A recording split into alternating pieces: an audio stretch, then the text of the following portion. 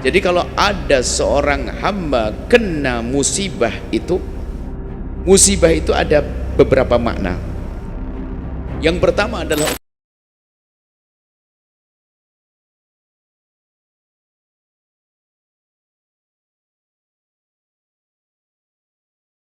Allahumma sholli ala Sayyidina Muhammad wa ala ali Sayyidina Muhammad.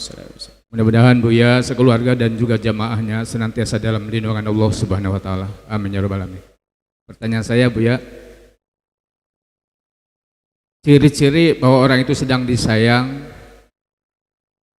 dapat teguran, dapat musibah dari Allah Subhanahu wa taala, atau ujian dari Allah Subhanahu wa taala, bagaimana untuk membedakannya? Itu saja Buya, terima kasih. Wassalamualaikum warahmatullahi wabarakatuh. Waalaikumsalam warahmatullahi wabarakatuh. Dalam urusan musibah itu cara pandang kita yang kita perlu benahi.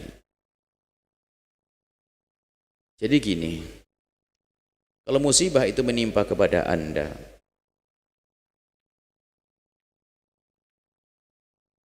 kaidahnya kan sederhana dulu, bahwasanya kalau ada seorang hamba diuji oleh Allah, itu tanda Allah cinta, karena Allah akan mengangkat derajatnya. Tandanya dia kuat dengan ujian. Innallah idza habba 'abdan ibtalah. Allah kalau mencintai hambanya akan Allah uji dan diberi kekuatan untuk bisa menyelesaikan ujiannya.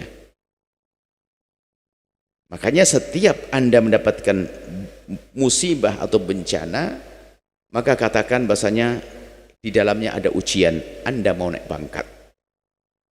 Sehingga Anda melewatinya dengan penuh harapan, bukan menjadi orang putus asa. Diuji dengan sakit, diuji dengan husnudzon langsung, karena Allah akan mengangkat derajatku, derajat keluargaku, derajat anakku dan sebagainya. Kan begitu, ini kaidahnya. Jadi kapan Allah menguji, husnudzon yang harus kita hadirkan, bahwasanya Allah akan mengangkat derajatku. Maka lewati musibah itu adalah dengan menyerah kepada Allah tanpa protes dan seterusnya. Kemudian setelah itu baru cara pandang. Kan ada musibah itu, biarpun semuanya adalah pengangkatan, semua adalah untuk membuat perubahan, untuk menjadikan orang itu berubah. Jadi kalau ada seorang hamba kena musibah itu ada beberapa makna. Yang pertama adalah untuk menghapus dosanya. Kebaikan juga kalau kita sarung, kita banyak dosa. Yang kedua adalah untuk pengangkatan derajat. Yang ketiga adalah untuk tabungan pahala di akhirat. Itu kan semua musibah. Untuk orang beriman. Orang beriman kalau dapatkan musibah seperti itu. Tapi kalau orang tidak beriman, kalau mendapatkan musibah di dunia, mukaddimah musibah di akhirat. Sakit gigi yang Anda rasakan kemarin itu, kalau Anda serahkan kepada Allah jadi pahala. Bisa saja melampaui daripada zikir Anda yang banyak itu. Diberi oleh Allah sakit, anak Anda demam, Anda akan diangkat derajat Anda oleh Allah. Makanya di dalam melihat musibah harus seperti itu. Cuma dalam menilai itu adalah yang harus waspada. Jika contoh pengampunan dosa, Anda boleh nunjuk ke sini. Jadi kalau Anda mendapatkan satu ujian, musibah, sakit dan sebagainya, Anda husnudzon, ini karena dosaku ya Allah, puji syukur padamu telah kuberi sakit, dan semoga dengan ini ampuni aku ya Allah, ampuni. Jadi kalau nunjukkan diri boleh, karena saya banyak dosa. Tapi kalau nunjuk ke orang, sedikit adab dong, bahasanya semoga Allah mengangkat derajatmu. Ini adab, jangan sampai tuh karena lu banyak dosa makanya. Nah kan tidak enak, ini nggak punya adab. Adab menilai itu penting. Kadang-kadang kita salah memahami ilmu. Orang Jogja kena gempa bumi karena banyak dosa. Wah, dia kurang ajar. Kenapa ada kita katakan orang Jogja kena gempa bumi, semoga Allah mengangkat derajat mereka, Allah memberikan pahala. Itu loh punya adab, tata krama. Karena bisa saja yang kena gempa itu nggak punya dosa dia. Orang sakit lama, ahli istighfar, kegencet. Loh. Jadi cara pandang aja. Anda punya tata krama dan kesomaan dalam pandang. Jadi kalau musibah menimpa orang lain, besarkan hatinya.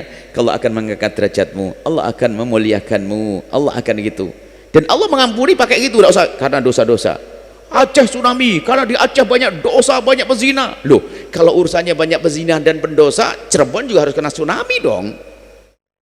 Kadang kita sering mandang orang dengan pandangan picik, kelompok pandangan picik. Ini karena nggak punya adab kita mandang orang lain.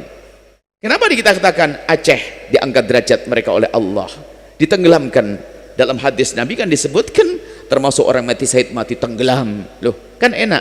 Sehingga yang hidup tuh, anak-anak yang hidup tuh ada kebanggaan, ayahku mati syahid. Lah ini orang salah karena perubahan. Di Aceh banyak orang tidak sholat. Lah ini orang, ini kan sudah nggak benar. Termasuk kita sering mendengar kalimat-kalimat orang yang congkak. Jogja digempurnya ini karena maksiat mereka semuanya. Maksiat. Wah, serem banget. Kayak dia tidak punya maksiat. Kalau urusan maksiat kayaknya gempah dulu dia yang kena. Jadi tolong cara pandang yang santun ya, yang sopan. Kalau melihat musibah pada orang lain, jangan Anda mengingat dosanya. Bisa jadi bukan karena dosa, tapi karena Allah ingin mengangkat derajatnya. Tapi kalau menimpa kita, boleh ini karena dosa saya. Lalu kita merenung dengan ibuku, dengan saudaraku. Oh, itu ampuni aku ya Allah. Boleh seperti itu. Ini cara pandang. Wallahu a'lam bissawab. Sahabat Al-Bahjah TV, setelah menyaksikan video ini, jangan lupa bersolawat kepada baginda Nabi Muhammad. Shollu ala Nabi Muhammad. Allahumma sholli alaihi wa ala alihi wa sahbihi.